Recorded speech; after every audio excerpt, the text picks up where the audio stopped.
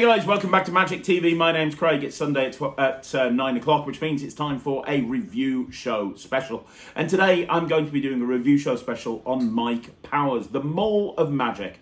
Now, if you haven't already seen my interview with Mike Powers, go check out the Talk Magic playlist. I did a full interview with Mike, and he is amazing. He's one of my favorite magicians. He has been so influential in the world of close-up magic, and his creations are performed by people all over the world. Well, he has his own online shop. It's called the Mole of Magic, and there's downloads that you can buy from there. There's products you can buy from there.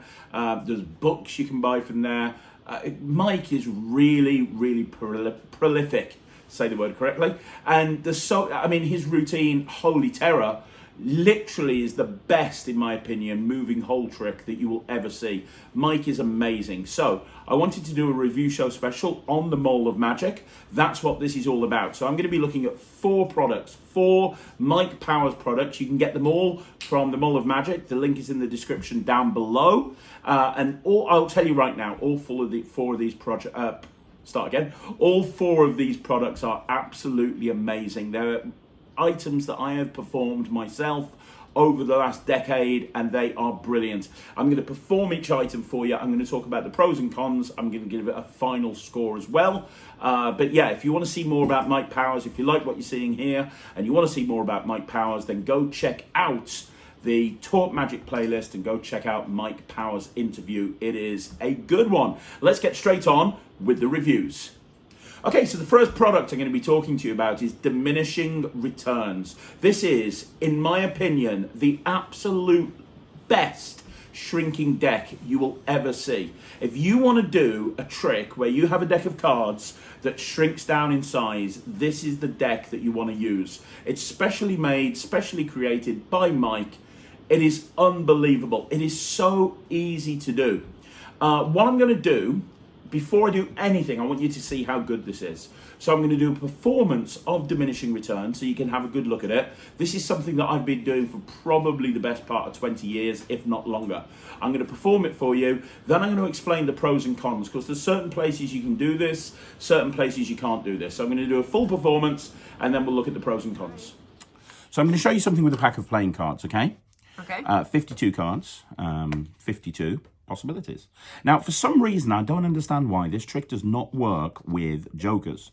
I've tried to do it with jokers in the past. It just doesn't work. So we're going to put the joker to one side, and we're just going to use the rest of the cards. Is that fair? Yeah. Now, I'm going to spread the cards out on the table so you can see them all. And I just want you to name any card that you want to. It's totally up to you. Okay. 9 of diamonds. Where's that? Right there. No. Back. There it is. Okay, cool. And are you happy with the 9 of diamonds? Yeah. You know what's really weird? That card, you picked the only card in the deck that's different to all the other cards. Oh. I don't know if you noticed that. Did you realise that the 9's different? No. I mean, all the other cards are just completely completely tiny. Look at them all. They're all tiny little cards, except for the 9 of diamonds. I mean, it's amazing that you were able to pick the only tiny card. The only big card. Well, the only big card, yeah. What's interesting, though, is if I put it in the deck, you can actually see the size difference. Now, the only way to fix this is to take the cards and do this. And then what happens is the cards sort themselves out and they all go really big, except for that 9 of diamonds. See, I told you it was a tiny card. There it is. It's now the only one that's tiny in a big deck of cards. Right. The only way to fix this, you see that 9 of diamonds? Yeah. If I pull it out, it becomes bigger again. Now it's the same size as every other card in the pack. And that is just completely impossible. Right, that's diminishing returns, guys. It is an amazing trick, like I said. Just a visual of having that deck of cards, shrinking it down in size. They can see all of the cards shrunk. And then that moment where you pull the card out the deck and it grows, it's just incredible. And then you spread the deck and the deck grows and the card shrinks. There's so many amazing moments. I absolutely can't tell you how much I love this trick. It's brilliant. Now, I will tell you, it's not practical for every situation. You need to have a close-up pad to do this trick. You can't get away with this on any surface. It has to be a close-up pad because the whole trick is based around how you spread the cards. It's a very easy trick to do, actually. If you can spread the cards, you can pretty much do the trick. There's nothing difficult about it, but you do need to spread the cards. So if you're in a situation where maybe you've got a residency in a restaurant and you have control over your environment and you can go over to a table and put a close-up pad down, then that's absolutely perfect. This is not suitable to a banquet magician. This is not suitable for a walk-around magician. But right time, right place, this absolutely kills. And it really, really does. You know, you saw the performance. It is so strong. Now, I'll tell you a couple of places I do this. I love doing this in a parlor show. This is a great closer or opener. It's one of those weird routines that works really well as an opener, works really well as a closer, works really well slotted in the middle of the act as well. But in parlor, it's brilliant when you kind of got people, you're doing a show for maybe 15, 20 people, you've got a close-up pad in front of you, they're close enough to able to see something like this. This is great. Another place that it works really well is virtual shows, where you've got, you haven't got a problem having a close-up pad in front of you. And the other place that this is really good is on social media magic. If you want to put a video out on Instagram or TikTok, or you want to put a video on YouTube or something, and you want to make it a really visual moment of magic, then this is absolutely perfect. Because some of the moments where you've got that tiny card in the full deck, and as you pull it out, it grows, stuff like that, it's almost like trick photography. It really is almost like trick photography. And the nice thing about this routine is you can do it with a presentation like I did, or if you want to just have a music track over it, it speaks for itself. You know, Vernon talked about how you should be able to describe effect in one word, in one sentence, sorry. You can with this. The deck shrinks, card selected, card grows. You know, it's very, very easy to explain what happens here. You don't need to talk. You can just have a music track over the top. It's one of those routines that you're going to want to try and find places to do it. So the important thing that you guys need to understand is you need to have a place to perform this. If you're doing parlor shows, if you're doing virtual shows, that's great. Or if you're doing a restaurant where you've got control of the environment, that's really cool. If you're maybe doing some bar magic and you're behind a bar and you've got a close-up table or a close-up pad, that kind of works as well. But you do need to make sure that you've got an environment in which to perform this in. If you have got that environment, then this routine kills every single time. Absolutely kills. We talk, I've talked on this channel an awful lot about establishing credibility and not doing the same trick that everyone's seen a million times. Oh, look, it's a magician. He's going to make the card come to the top and it's going to be a glass block. Well, this is unlike anything that people have seen before. A deck of cards has shrunk right in front of their eyes. Think about it. You show a deck of cards. They can openly see a deck of cards. It then shrinks. You get them to pick a card. You pull that card out. It grows. You put the card back. They can see the size difference. It shrinks. Oh my gosh, it's so strong. It really is. I can't tell you that enough, that this is brilliant. So it's highly recommended. I'm going to give this 95%. I do use this and I use it a lot. Unfortunately, I'm not always in a place where I can use it, but when I do, it's going in my act every single time. Now, one thing that I would say is look into combining this with a shrinking card case. The only place I can find these days that sells shrinking card cases is John Kennedy Magic. He does his own shrinking deck, which is okay, but you throw the shrinking deck gimmick away because you're going to use diminishing returns, and you use the box that you get with that routine. That way you can open up by showing a deck of cards in the box, take the cards out of the box, the card box shrinks, and then the deck shrinks. I mean, I know you can use it as an opener or you can use it as a closer, but as an opener, it establishes so much credibility. In a 2-minute period, you've got like 7 or 8 moments of magic. People are just like almost beat up with magic. So there you go. That's the first routine we're going to be looking at. It's available directly from the Mall of Magic. Let's have a look now at another routine by Mike Powers. Okay, so the next routine I want to talk about from Mike Powers is Jazz Fusion. Now, this is marketed by Mike Powers. You get it directly from his website, but it's actually a David Neighbors routine. Mike bought the rights from David Neighbors in order to perform this routine. Now, if you know Peter Kane's Jazz Aces, this is an extension of Jazz Aces. Now, if you don't know Peter Kane's Jazz Aces, the idea is very simple. You have 8 cards. And you show the 8 cards, you show the 4 aces, and it's kind of an ace assembly, but just with 8 cards. It's kind of taken what you need in order to do an ace assembly, and it's brought it right down to its smallest common denominator. Now, what Mike has done, or what David and Mike have done in this particular routine, is they have taken it from a trick that you can do with a regular pack of cards, turned it into a packet trick. So you bring out a packet trick wallet to do this, and inside you've got 4 aces and you've got 4 black cards, and you do the same routine, but at the end you've got a kicker ending of the face of every single card vanishing. That's right, you heard me right. At the end of the routine, the faces of all of the cards will completely and totally disappear, leaving you with 4 blank cards. Brilliant. Let me do a full performance of the routine first of all, so you can see what it looks like, and then I'll give you a review. So I have Sarah behind the camera. Hey, Sarah. Hey. And I have some cards. Do you see this? I do. I have 8 cards altogether. Now these 4 cards, these are the 4 queens, right? So I have the 4 queens. I'm going to pop those over there, and I also have another 4 cards. And these 4 cards, to be honest, it doesn't really matter what they are. What's important is they're just sort of black spot cards. Okay? Yeah. So 4 black spot cards and 4 queens. Now what I'm going to do is I'm going to pop the 4 queens on the table like this. So we've kind of got 3 here and this one here. This one is the leader queen. Okay? Right. Are we following so far? I think Good. so. Now remember these 4 black spot cards. I'm going to take one of them. It doesn't really matter which one. I'm going to take this one here, and I'm going to pop it on top of one of the queens. Now, I want you to watch and don't blink, because all I'm going to do is I'm going to take one of the other queens and pop it here in between these black cards.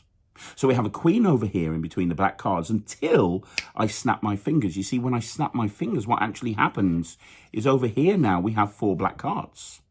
The queen has disappeared. And there's a reason why the queen has disappeared. And the reason is over here now, we have 2 queens. Now, you didn't know what was going to happen. And that's the problem with magic. Magicians generally don't tell people what's going to happen. So I'm going to do it again. This time you know exactly what's going to happen. I'm going to take another black spot card. Again, it doesn't matter what it is. And I'm going to pop that one right there. Is that fair? Okay. Then I'm going to take the next queen and I'm going to pop it in between the black spot cards. Now, you know what's going to happen. I've done it before. I do it again when I snap my fingers like this. That's when it's done. Because now, over here, all we've got are 4 black spot cards. And the reason we've got 4 black spot cards is because this card over here has now turned into a queen, which means that we now have 3 queens over here, one at a time. They're traveling to join this Queen of Hearts that was there from the beginning.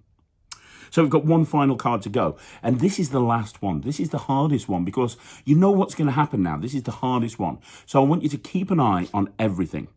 We're going to use the 8 of, in fact, you know what I'll do? Before I take that, what I'm going to do is I'm going to turn these over. And I'm going to try and do it as fairly as I possibly can. I'm going to take the 8 of clubs and I'm going to pop it there. In between the queens. Is that fair? Mm-hmm. It's fair, right?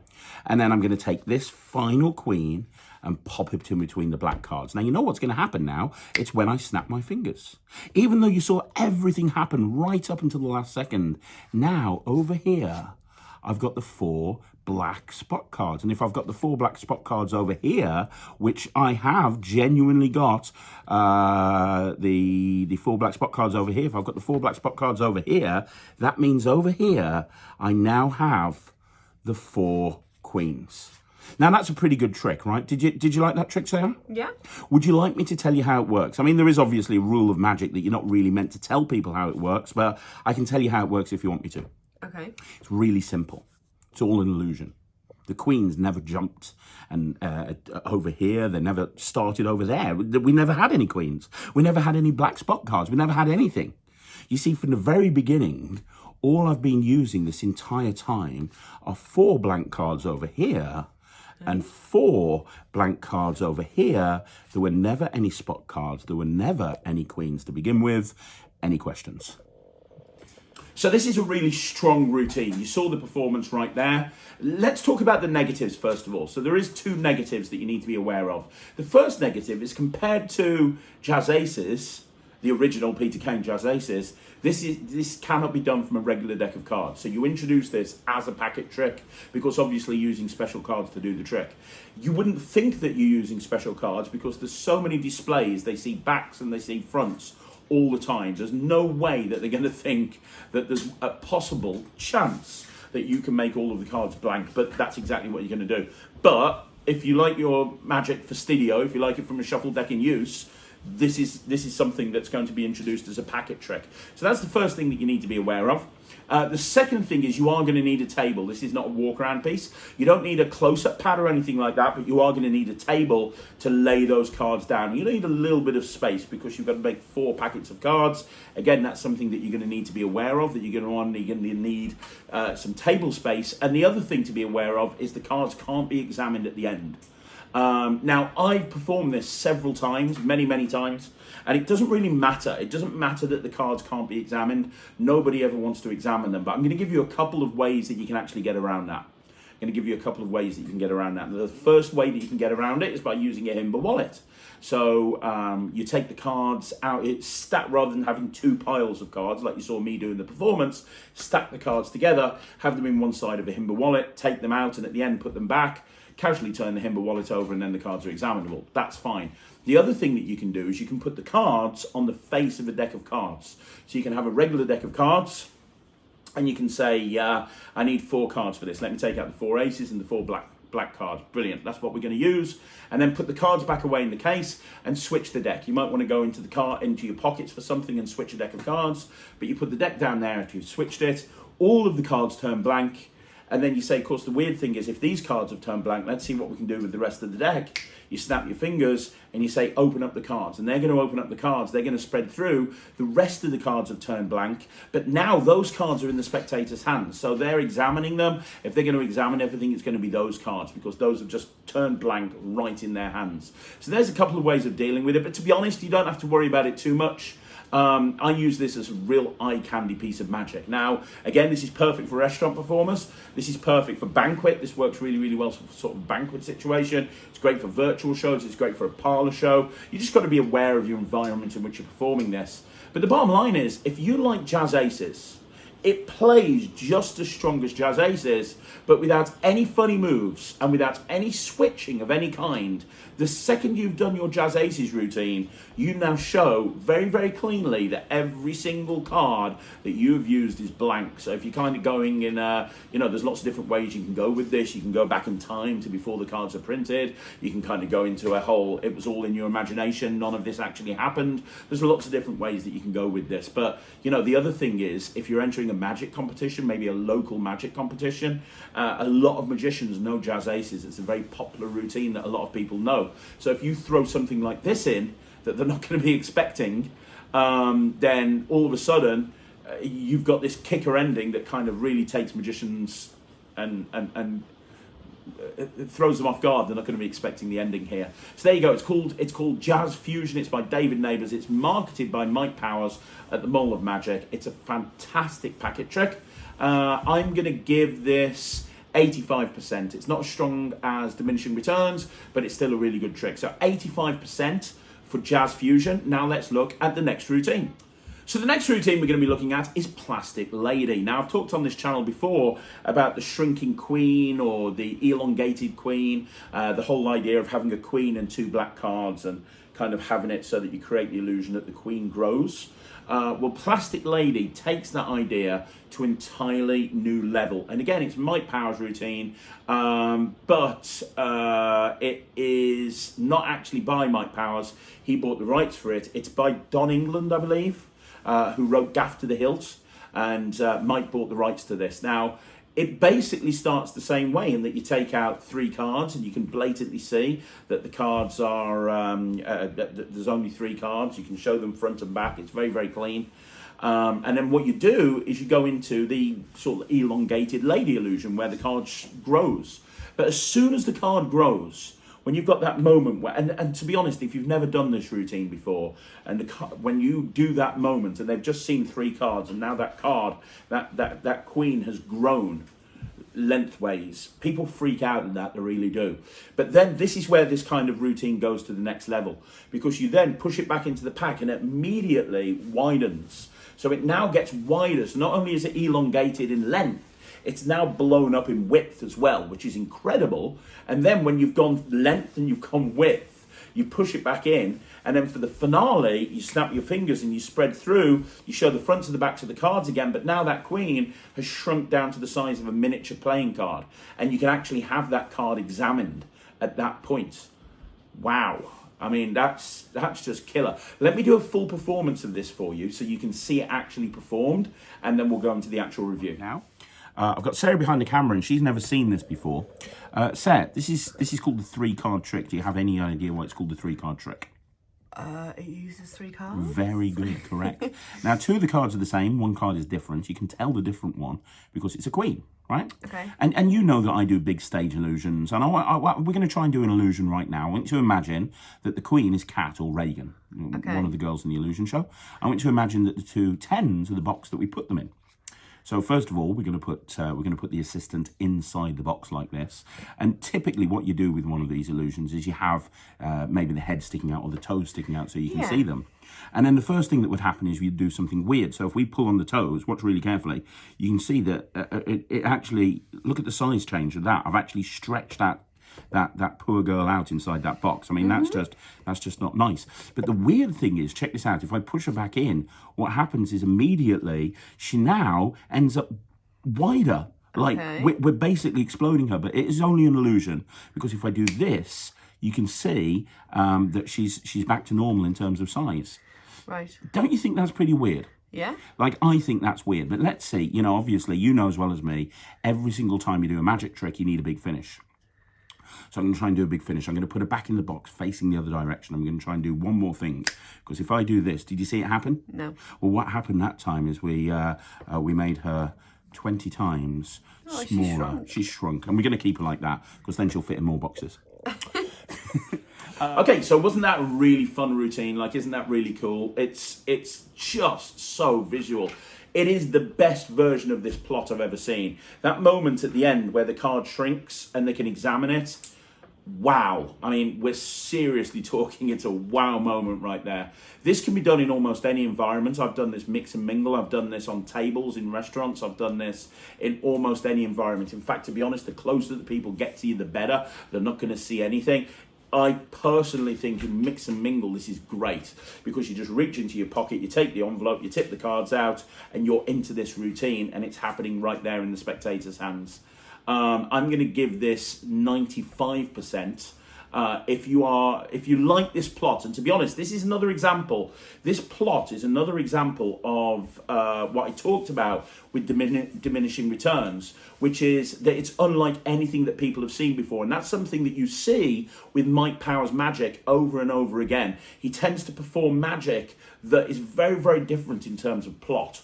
And this is a perfect example. If you want to establish credibility, if you want to showcase that you do more than just what your average magician does, this is a great routine to do because people have seen card tricks before. But I guarantee they won't have seen a card trick where you've got 3 cards and right there in front of their eyes, it grows, it widens, it shrinks. I mean, it's just a wonderful moment. And I love performing this because I do an illusion show.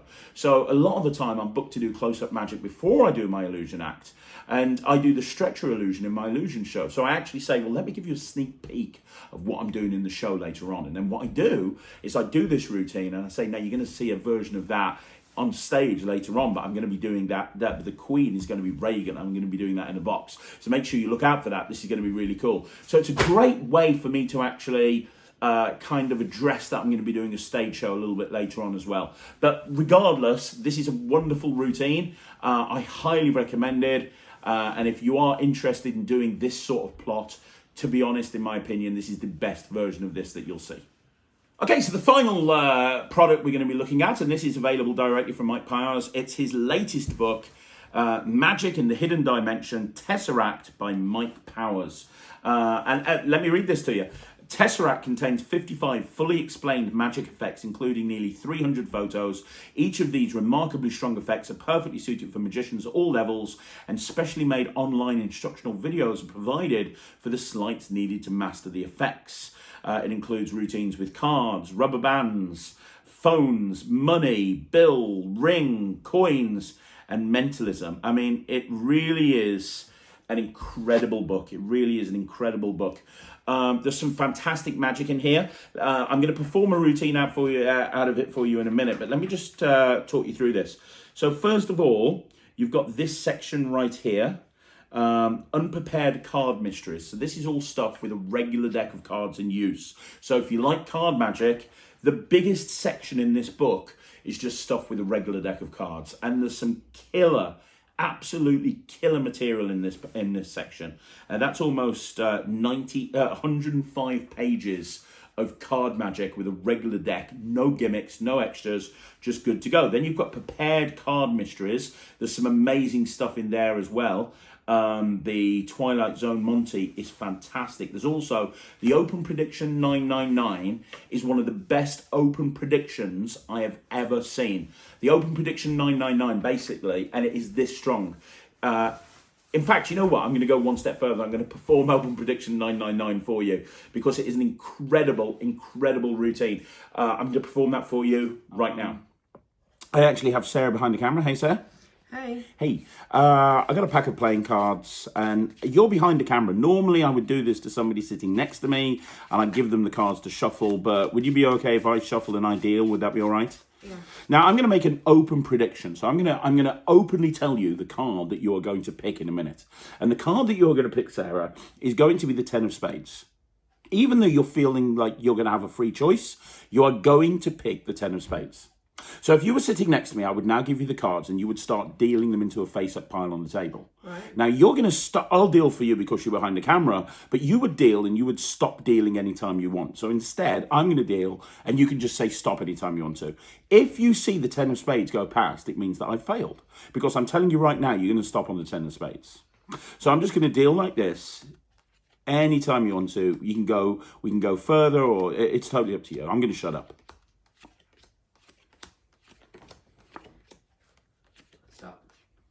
Now, I was just about to turn that one over. Do you want that one face up? Because we're going to take the face down card. So if I turn this one over, it'll be that one. If I leave this one face down, it'll be this one. That's fine. This one here? Mm-hmm.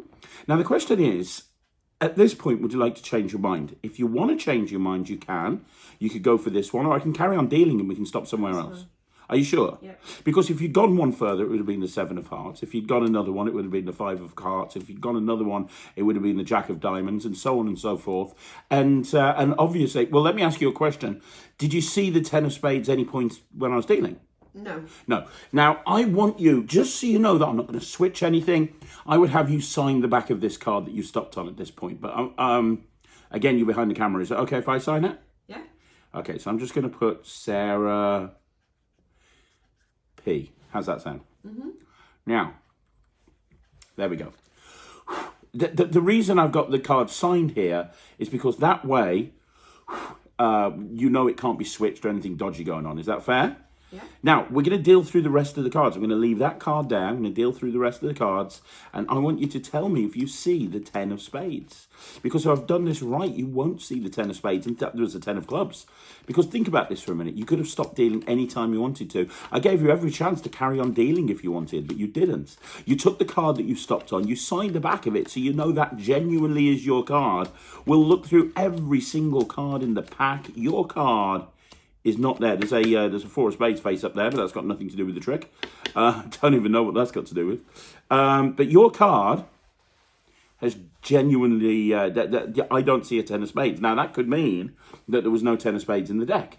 However, you stopped on this card. You signed the back of it. We know that's the card that you stopped on. And Sarah, you managed to stop on the 10 of spades. So that routine is so good. It's the open prediction plot. But as soon as they say stop, they sign the back of the card. They sign the back of the card. Now, the only negative with that particular routine is you can't give the card away. But to be honest, unless you offer the card, a lot of people don't care about it anyway. And Mike's got this really neat idea of having this little autograph book with lots of like blank sections. And when he does this routine, he goes, oh, I'm going to keep that for my autograph collection. And he's got loads of cards signed by different people and he's faked some signatures off celebrities, which is a really nice idea. But that open prediction is great. So there's a big section there. Then you've got some Pharaoh shuffle ideas. There's a nice any card at any number there. He's got some scripted mysteries. He's got some routines by friends. And then he's got a move section. There's a card control in there which is probably one of the best card controls I've ever seen. It's worth the price of the book. Which one is it called? It's called the Willis-Keeney Deceptive Control. I've never seen that before, and it really is one of the best card controls I've ever seen. Then you've got a pure mathematics section, which I thought initially would bore the pants off me. It's all routines based around maths, but some really strong stuff there. I'm going to perform one other routine for you. I'm going to perform chaos. So I'm going to perform chaos. Yeah, I'm going to perform chaos, which is basically uses maths to frame a cutting the aces style routine, which sounds absolutely bonkers, but I've performed this in social media, I've performed this in restaurants, I've performed this close up many, many times, and it really heightens your typical cutting the aces card reveal. Let me show you that right now. I've also got Sarah behind the camera. Hi Sarah, how are you doing? Hello. You've never seen this before, and maths isn't your strong point, so we'll see how things go. I got a pack of 52 playing cards. As I say, 52 cards, 52 possibilities. You happy with that? You do say that a lot, yeah. I do say that's one of my things. Now we're going to have 4 cards. We're going to cut the deck into 4 piles. And I need you to reach around the camera and you're going to cut the deck for me. Are you you know how to cut a deck of cards, obviously, don't you? I want you to cut... I would hope so. About a quarter of the cards like that. It's up to you exactly how many. But A quarter of those, no? Yeah, go for it. And then just put them sort of there. That's perfect. And then cut about half. It's up to you, but roughly. Half of what's left? Yeah, it's... Yep. And put those there. That's great. And then cut another packet. About half. It's up to you. Yeah? Yep. And put those right there. So you've cut the deck. I mean, and you had a free choice of where to cut. Would you agree? Yeah. You cut to 4 different cards, the top 4 cards of the pack, which we will get back to in a minute. Now, as well as these 4 cards, I also want you to take another 4 cards. But it doesn't matter whether I see them. Any card, but not a joker. So as I go through, is there a particular card you want for there? It has to be a number card. You'll see why in a minute. Can't be a 10, Jack, Queen, or King. Number card. All right. The 2. Perfect.